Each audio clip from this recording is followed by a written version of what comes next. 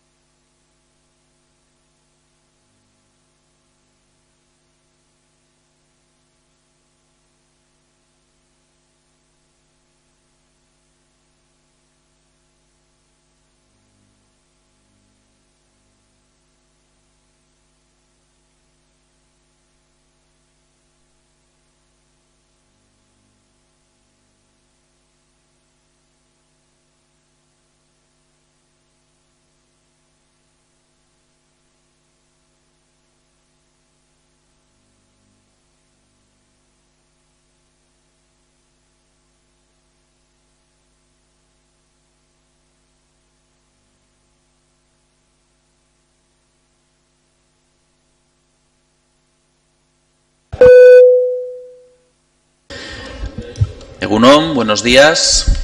Vamos a dar comienzo a la sesión extraordinaria con un único punto en el orden del día, que es el sorteo de las mesas electorales para las elecciones municipales, forales y europeas del próximo 26 de mayo de 2019.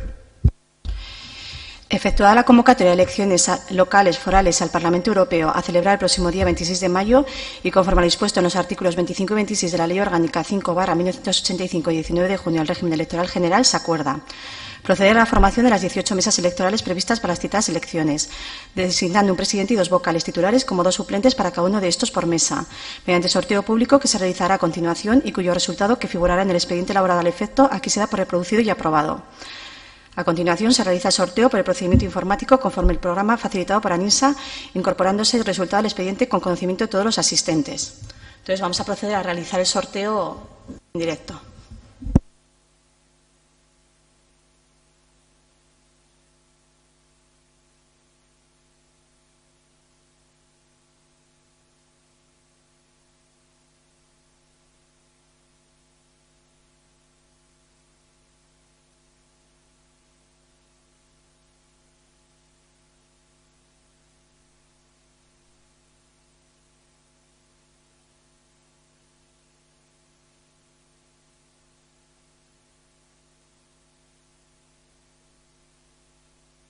Se ha procedido a realizar el sorteo. El sorteo ya se ha realizado mediante forma telemática y a continuación se va a imprimir y eso sería lo que se aprueba. A partir de hoy al mediodía se podrá consultar a las personas empadronadas en Cizur Mayor si ya son miembros de mesa o si están suplentes, también aparecen, ¿verdad? Sí. Esos suplentes en la página web, en la sede electrónica, ¿vale? Metiendo el DNI, creo que es, y el nombre o, bueno, los datos que aparezcan. Los datos personales. Esto es algo que se hace por primera vez, entonces en la web se podrá consultar si cualquier persona que esté empadronada y que le haya podido tocar mesa.